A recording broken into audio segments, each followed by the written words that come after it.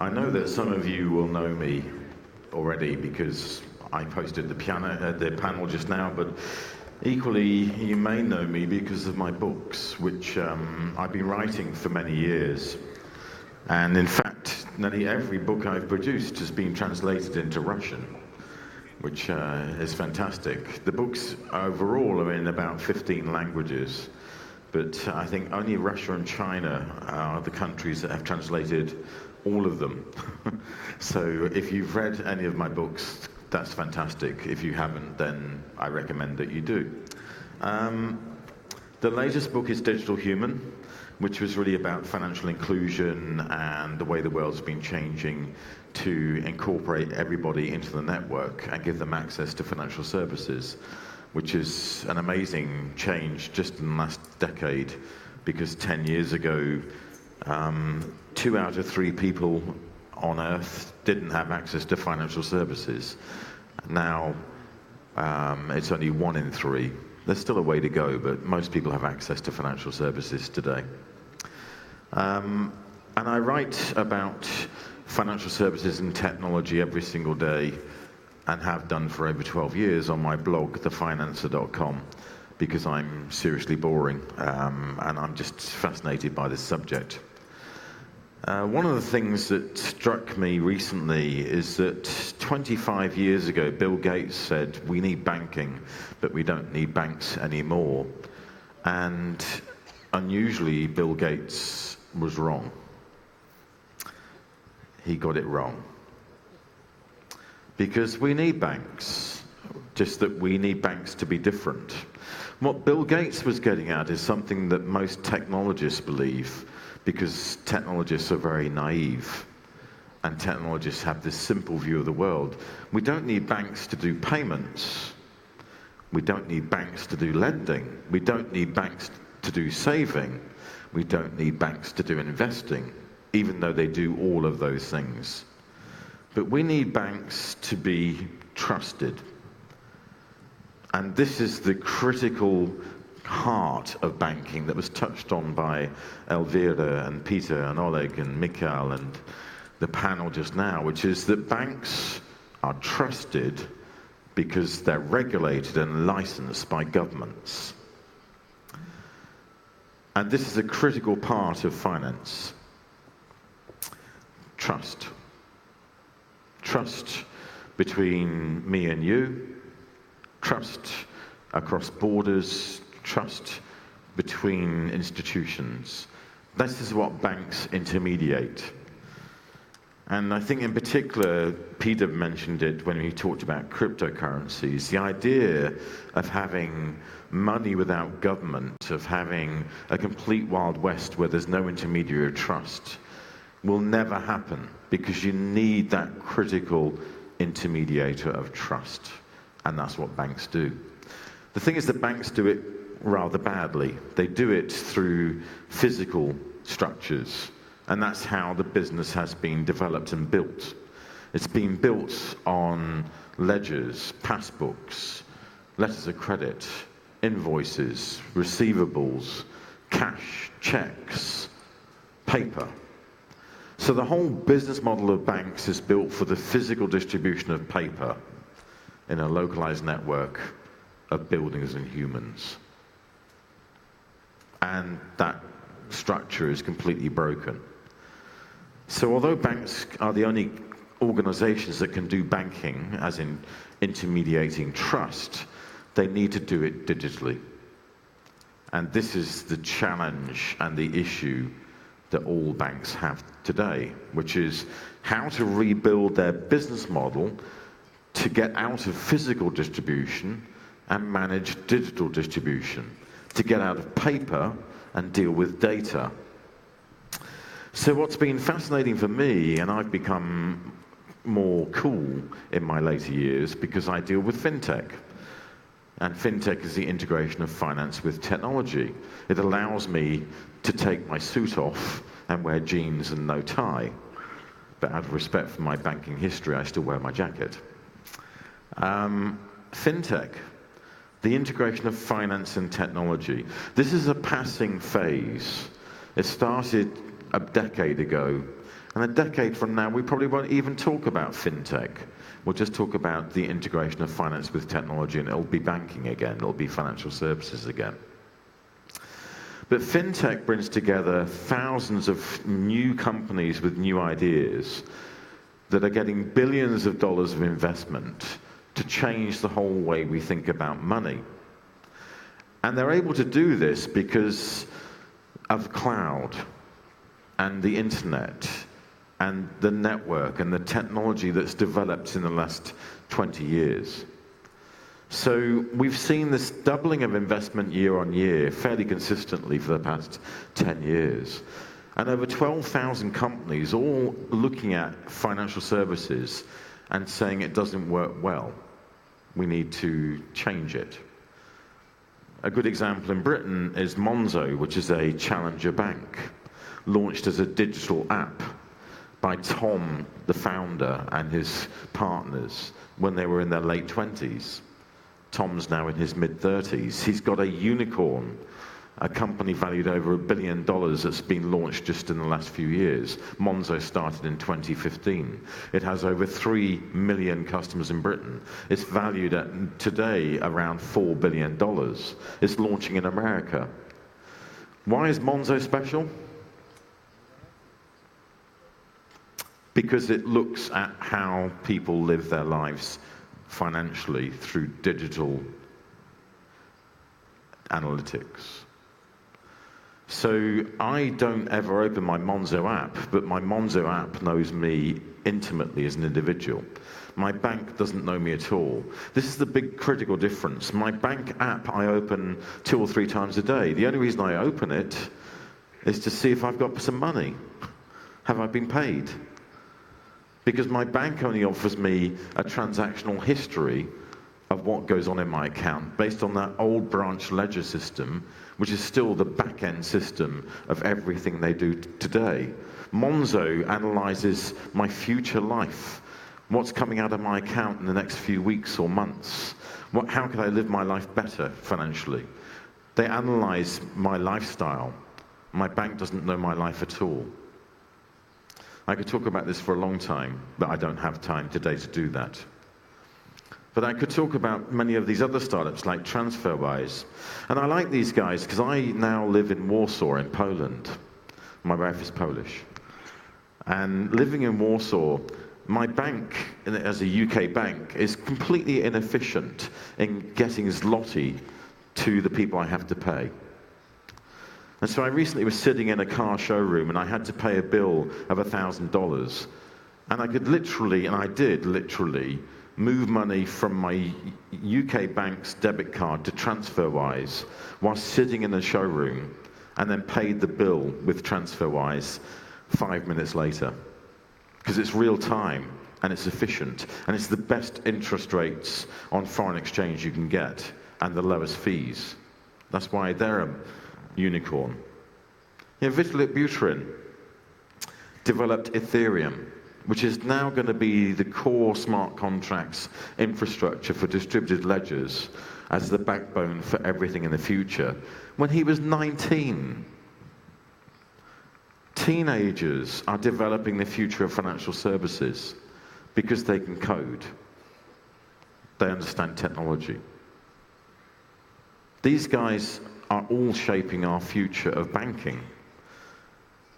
I mean, Nikolai, who was referred to again during the panel discussion by Oleg, created Revolut, which is a unicorn breaking out of Europe as a now bank, because it's getting a banking license, but originally just as a payments processor. And what's interesting about this guy is he lost his job when he was 24 years old, working as a trader for Lehman Brothers, September 2008. A decade later, he's running a multi-billion-dollar company in financial services. Because people who understand finance are creating the future of finance. But they don't need to understand finance. They just need to have vision and drive and passion. Like these two guys, Patrick and John Collison, 2 brothers from Ireland, who came up with an idea to code to make it easy to check out online. And they launched their code in 2010. as a company called Stripe. The code is 7 lines. 7 lines of code from these two guys. Became a $9.2 billion company 5 years after the company was launched. 7 lines of code. It's just an API, an application program interface, plug and play code. When they developed that code, they were 19 and 21 years old. 7 lines of code. And now they've got one of the most successful fintech startups in the world. 2 years after the $9 billion valuation, they're valued at $20 billion. Last month, they were valued at $35 billion. It's an amazing success story. And it's not just based around 7 lines of code. It's based around the beauty of developing. It's art. Their code is art. It's the reason why Indiegogo and Kickstarter and Grab and Lyft and Airbnb use their code, because their code is beautiful. And this is one of the criticalities of today's world of fintech, which is if a bank thinks they can just get into the fintech world by investing in developers, that's not going to work. You've got to have developers who can develop beautiful code. And the banks are changing. I mean, if you take Barclays Bank, what's interesting for me is when Stripe were valued at $9 billion in October 2016, Barclays was valued at $30 billion, 3 times the valuation of Stripe, but with 130,000 people compared to Stripe's 400. An army compared to a small team. 2 years later, Barclays are valued at $40 billion, but they've shrunk massively and shedded an awful lot of people, because banks are moving to be technology companies and getting rid of branches and getting rid of physical assets and moving from the physical distribution to the digital distribution model. They do get it. They're not stupid. JP Morgan, one of the biggest banks in the world, is investing almost $11 billion a year in technology. The total amount invested in European fintech startups last year was $22 billion. It's 2 years of JP Morgan's IT budget. It kind of puts it in perspective. They have more developers than Facebook and Twitter combined, which you may say is ridiculous and stupid. But it's because banks are technology companies. 1 in 5 of the employees of JP Morgan Chase is an engineer, because banks are becoming technology companies. And they do this to be the disruptor and not the disrupted, because we talk a lot about disruption. And maybe banks aren't disrupted. I haven't seen banks disrupted. I've seen banks challenged. And I think the biggest challenge banks have is that they know they have to transform to be digital. They just don't know how. And this is the biggest issue in financial services right now, which is, I don't think banks are going to be dinosaurs, disrupted, disappear, bankrupt. I think banks will be around for the next 1,000 years. But I think they'll be very different if they transform. And the challenge that banks' leadership have is, how do we transform? To what? Because if you transform the wrong way, it's a waste of time. And an awful lot of banks are transforming the wrong way. They think that digitalization is a project, a budget, a function, a channel, rather than thinking it's a complete change of the bank's business model. And this is where I think banks have their fundamental issue. They have to change their business model. And the business model is really simple. Every business has a back office, a middle office, which is the infrastructure, a front office, which is the relationship. But when you were built for physical distribution, the back office was the administration. The middle office was the infrastructure processing that was quite costly because it was very capital intensive. You had to buy all this infrastructure. And the front office were all these buildings with humans. So if you wanted to increase your focus, then you had a challenge. Do you increase focus on product, process, or people? If you have to invest in one, which one do you invest in? 20 years ago, if you wanted to be the best retailer in Russia, you had to have more stores. The more stores that you have, the more the cost.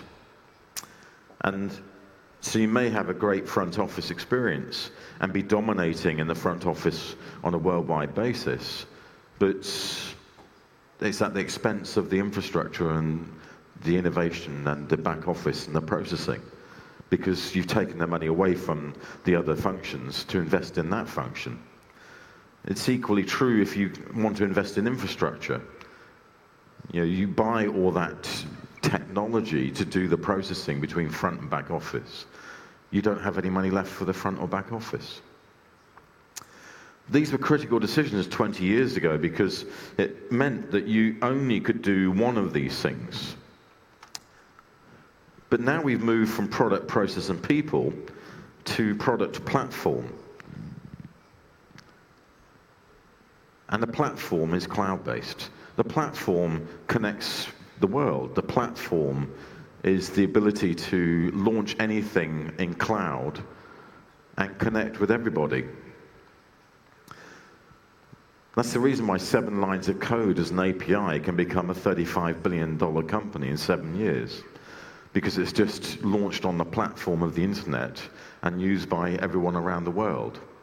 It's revolutionary. You could never do this 20 years ago. In the front office, the experience is what's the critical factor that makes a successful app. And the experience is now based around connecting the Internet of Things, connecting everybody through the cloud, connecting all their devices, all their services through the cloud. It's the reason why the apps and APIs connected create such radical differentiation. And the real nugget of gold is in the back office, in the data and the data analytics, because the data is where the knowledge of the customer sits. It's where the relationship sits. So this relationship between apps, APIs, and analytics is a fundamental change to the world of financial services and of business. It's the reason why people can go on a holiday and get connected to someone who has a bed. You could never do this before, but it's through the platform. Airbnb, Uber, Grab, Lyft, all these companies that are now unicorns, they only exist because they connect people who have something with people who need something. I need a bed. You have a room. Connect me through the platform. I need a ride. I need to go somewhere. You have a car. Connect me through the platform. The platform only works because of APIs, an API marketplace. Airbnb only works because of Stripe and Google Maps, as does Grab and Lyft and many other of the services that are used around the world. And the whole nature of business today is around connectivity, connecting people who need something with people who have the something we need through the platform. And the platform's really cheap. It's really easy to launch anything on the internet to connect people who have something with people who need something. So the first fintech company I ever met was on March the 30th, 2005. And you may say, PayPal was around 20 years ago, Chris. Aren't they a fintech company? I'd say not really, because they weren't focused on the platform, connecting those who have with those who need through cloud. But the first fintech company I ever met was on March the 30th, 2005, and they gave a presentation with this idea of connecting people who have a need to buy something with people who have the money to enable that purchase through software and servers. It's a peer-to-peer lending company called Zopa. It means something different in Russian. In the UK, it means Zone of Possible Agreement. And they launched in April 2005 and have now become one of the biggest lenders in Britain, peer-to-peer lending, connecting people who have money with people who need money. It's a really simple idea. It hasn't worked everywhere around the world because of regulation, But the reason why it's so important is that when you think about their business model, they're providing billions of dollars of loans through a software algorithm. So this company that's enabled over $5 billion of lending in Britain only has just over 100 employees. And the basis points differential between loans and savings is collapsed because there are no buildings and humans in the middle. And that is really what the New World business model is about, which is connecting those who have something with those who need that something through platforms via apps, APIs, and analytics. Open banking. That is open banking. That's what it's all about. Apps, APIs, and analytics. Connecting those who have with those who need. Many of the fintech companies are very specialized in just one aspect of the marketplace. Maybe just in the app user experience, maybe just in the API, connecting those who have with those who need. Maybe in the data analytics. Banks are generalists. They try and do all of this. Everywhere, for everyone. And the challenge for a bank is how do you move from being an aggregator generalist that developed everything and controlled everything to being a partner with all these companies that do these things really well. Because a bank can't do all these things really well. Maybe some of them, but not all of them. And what I'm finding today is banks are starting to build a model of partnership which they struggle with, but they're getting to grips with. How do we work with all these companies who do these things really well when we don't do them well ourselves? How do we present those to our customers? How do we do the due diligence on these companies? Because as a customer, I don't want to go and check out 1,000 fintech startups and work out whether I can use them. I don't have the time. I want my bank to give that to me. And if I see someone getting a cool app and service via an API and analytics like Monzo, I want my bank to be like that. So how can my bank be like that? Only by transforming through partnership. Because transforming is very hard when you're a 300-year-old institution but built around physical distribution. So a lot of banks are starting to partner with technology startups, and I think of it as a parent-child relationship. The banks are the parents. The banks want stability, security, resilience, reliability. They want everything to stay the same. The kids want to challenge everything. They want to kick the table, smash the mirrors, write on the walls. They want to ask, why is it this way? It doesn't have to be this way. I want to change the system. I want to change the world. How does a parent work with a child? Well, they only work well by mentoring, tutoring, investing, learning, working with the child. So what's been interesting for me as the fintech community's been growing up is that they've been working more and more with the big banks. And I just finished my newest book, which will come out next year. It's not available today. But I sat down and I thought to myself, you know what? The big banks are not going to disappear. They're not going to be disrupted. But they are challenged about what to do and how to do digital transformation and change. And I picked on 5 of the biggest banks around the world that I thought were doing digital transformation well. JP Morgan Chase, BBVA, ING, DBS, and China Merchants Bank. And I asked if I could come and talk to them about how they're doing digital transformation. How are they changing the bank? And they kindly engaged with me and allowed me to come and interview many of their senior people. And one of the major things that stayed with me is that they all were struggling with what to do and how to do digital. When you go through digital transformation, it's 4 major phases. What to change, how to change it, and then change it better. This cycle, what to do, how to do it and do it better, this takes a decade. It's not quick. These banks have been going through this change for 5 to 10 to 20 years.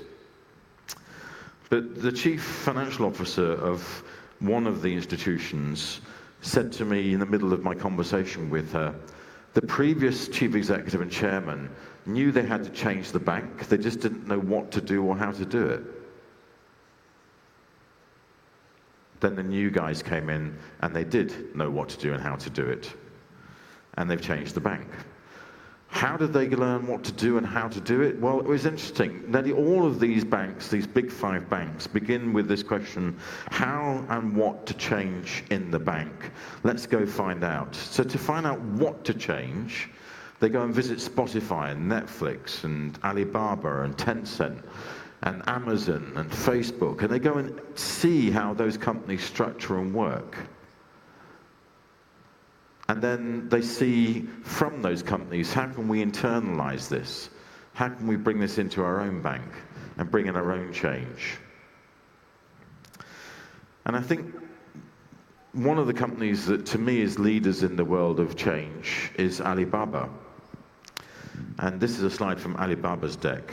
And I like this slide a lot because I talked about the business model for digital as being apps, APIs, analytics, front, middle, back office. This is their business model, and it's my business model. The front office is the front office apps and the super app marketplace of media, entertainment, commerce, and service. You never leave the app. You're in the app all the time. Imagine an Amazon, Facebook, and PayPal have merged. That's what Alibaba and Tencent are like in China. But then the platforms that sit behind the super app are the platforms for financial services, logistics, cloud, and marketing. But the reason I like this slide so much is that if this is a digital business model for a bank or any other business in the future, which I think it is, they have marked one of their businesses as being the most important one. And it's the one second from the bottom. It's called Ali Mama, because Mama looks after Baba. And Ali Mama is the data. Data is the mother lode. Data is the core of their business. Data is really where banks have the greatest opportunity right now to survive if they adapt and change correctly and learn what to do and how to do it. Because the banks have the data. But if the banks give away the data, then they've lost their mother lode, and they won't survive. So when I look at where we are right now, and where banks are right now, I think this is the critical juncture we sit today, which is banks do know they have to transform. The 5 banks I spoke to, 3 of them actually said the same thing, which is, if we don't transform, we die. They know they have to transform, but do you know how to transform in the right way? And in conclusion, when I look at fintech and big tech and the way the world is today, you know, the startups are really interesting, but they don't have any history, they don't have any customers, they have very limited capital. We've seen several of them already disappear because they couldn't keep funding. Some of them have already been acquired by banks. You know, I'm not worried about the startups. I think, if anything, we should be looking at them and seeing if we can partner with them, invest in them, tutor and nurture them, maybe acquire them, copy them. I am worried about the big tech giants because they have billions of dollars and millions of customers and decades of history and a lot of trust. But a lot of these big tech giants, they're not going to move into banking, even though we think and worry about them moving to banking. The reason is that they'll move into payments and savings and investments and lending. That's not banking. They'll move into the areas that are adjacent to and relevant to the core of their commerce. But to take over banking means that A, they have to take on all the regulatory management that requires and compliance that requires, but B, that they will compete with the people who pay them most of their business, the banks. The biggest users of Amazon's cloud are banks.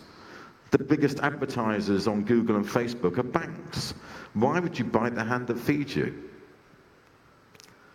And the banks themselves have this centuries of history, billions of capital, millions of customers, and they just have to transform in the right way and not treat digital as a project or a channel or a function, but actually to transform the business to be digital.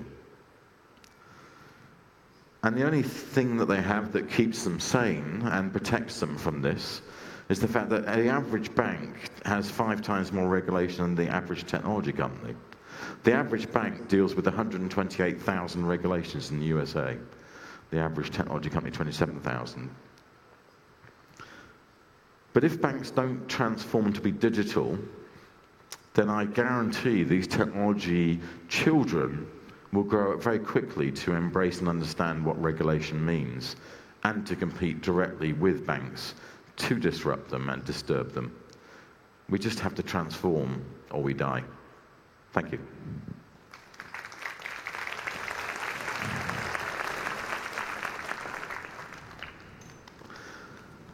I think that's it. Time for a break?